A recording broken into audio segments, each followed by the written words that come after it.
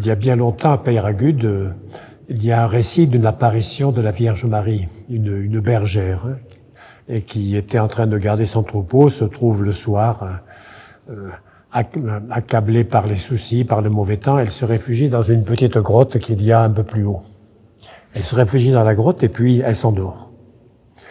Et elle se réveille, elle est prise dans les bras d'une dame, et elle demande ce que c'est, et puis cette dame lui dit, mais va me préparer du pain. Et la petite fille dit, mais on n'a plus de pain, c'est la famine, on n'a plus de pain, mais si, vas-y, et puis tu en auras pour toi aussi. Alors, finalement, elle revient, trouver sa famille, ses parents, qui acceptent de faire du pain. Il y a ce pain qui est fait, il y en a d'autres, et puis finalement, ils ont pu passer toute la famille sans avoir besoin de pain.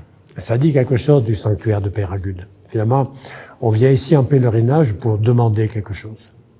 Parce on désire, on attend, on espère quelque chose. On est un peu comme cette jeune fille, ses parents qui n'avaient pas de pain. On demande quelque chose, et bien voilà.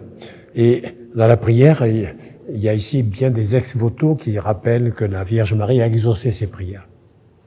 Bien voilà, c'est un peu ce même phénomène, c'est pas forcément besoin de pain par rapport à tant et tant de soucis qui nous accablent tous. Voilà.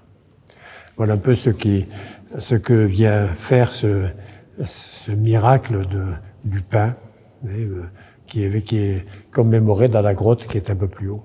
Dans la grotte, les gens ne naissent pas des ex-voto, mais écrivent leur demande sur un bout de papier qu'ils mettent dans le rocher, un peu partout, où ils peuvent le glisser.